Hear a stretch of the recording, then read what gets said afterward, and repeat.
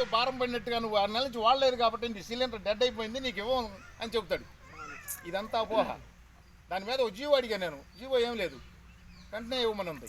నేను ఇట్లా చాలామంది డోర్ టు డోర్ కొన్ని విలేజ్లు తిరిగి ప్రచారం చేశాను. ఇవన్నీ ఈ పాయింట్లన్నీ చదివి దీపం పథకం ద్వారా కనెక్షన్స్ ఇచ్చారు. ఈ మహిళలకి 96, 95 ఎప్పుడు మొత్తానికి అంటే డ్వాక్రాలో ఉన్న వాళ్ళకందరికి ఉచితంగా కనెక్షన్ ఇచ్చేశారు. ఆ కనెక్షన్ అప్పుడు కర్లపాలెం పిట్నవారిపాలెంలో ఏజెన్సీలు లేవు, అంటే మన ఇక్కడే చెప్తున్నాను, దేశం అంతా చాలా చోట్ల లేవు. అప్పుడు ఏమైంది, ఇక్కడ ఇండియన్ గ్యాస్లోనో హెచ్పి గ్యాస్లోనో లేదా భారత్ పొన్నూరు గ్యాస్లోనో ఇచ్చారు.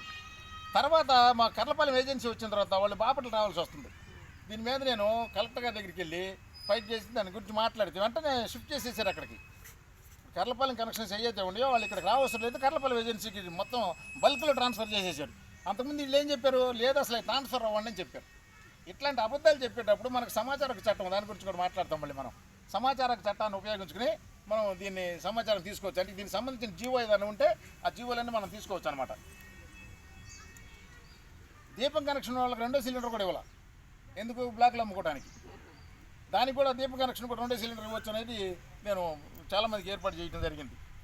గ్యాస్ ఏజెన్సీలకు ప్రభుత్వ అధికారుల నుండి ఆయిల్ కార్పొరేషన్ నుండి వచ్చిన ఆదేశాలు, మార్గదర్శకాలు, నియమ నిబంధనల నకళ్ళు బోర్డులో పెట్టాలి.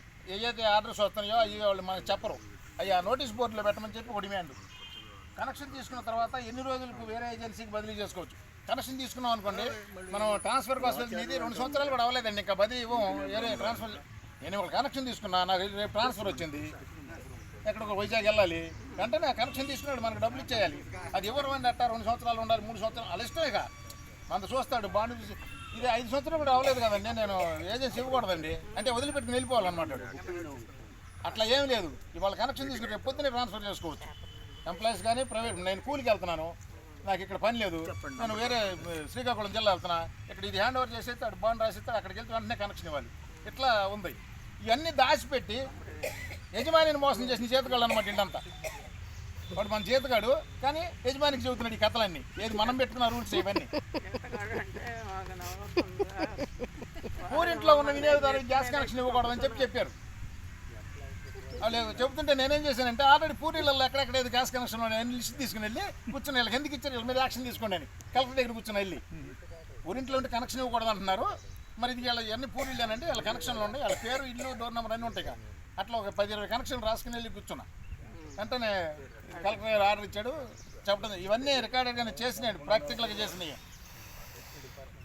ఈ గ్యాస్ ఏజెన్సీల మీద అక్రమాల మీద ఏదైనా ఇబ్బంది ఉంటే ఎవరికి అక్రమాలు కంప్లైంట్ చేయాలనేది కూడా నోటీస్ బోర్డులో పెట్టమని ఒక డిమాండ్ నాది.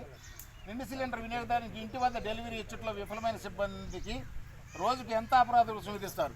ఇప్పుడు వాళ్ళు ఏం చేస్తారంటే వాళ్ళ బుక్ చేసిన వాళ్ళే వచ్చింది మన సిలిండరు, వాడు 10 రోజుల తర్వాత తీసుకొస్తాడు. మనం ఇక్కడ అర్జెంట్ అంటున్నాను ఇంకా నీకు రాలేదు అంటాడు. దానికి మనం అక్కడ రికార్డులు చూస్తే ఆ రోజే మనకు వచ్చినట్టు ఉంటుంది. దీనికి లేట్ అయిన దానికి పెనాల్టీ వేయాలి వాళ్ళకి. ఎందుకంటే ఇది నిత్యావసర వస్తువులు చాలా సివియర్గా ఉంటుంది పెనాల్టీ కూడా. ఎందుకంటే ఆ రోజు ఇంట్లో అన్నం వండుకోవటం ఉండదు కదా. ఈ నిత్యావసర వస్తువులకు సంబంధించి చాలా సివియర్ పెనాల్టీలు ఉంటాయి. దాన్ని కూడా తెలుగులో బోర్డులు పెట్టమని అడిగాం. ఈ అన్ని పాయింట్లు 400 మంది జనం ముందు ఒక్కొక్క పాయింట్ చదువుతుంటే గ్యాస్ సుబ్బారావు గారు, కనకరాజు గారు ఇట్లా నుంచుని, అయ్యా ఇవన్నీ మేము ఒప్పుకుంటున్నాము, ఇవన్నీ కరెక్టేనో, మమ్మల్ని క్షమించండి, తప్పు చేసామని చెప్పారు ఇక్కడే ఎంఆర్ఓ ఆఫీస్ ముందు.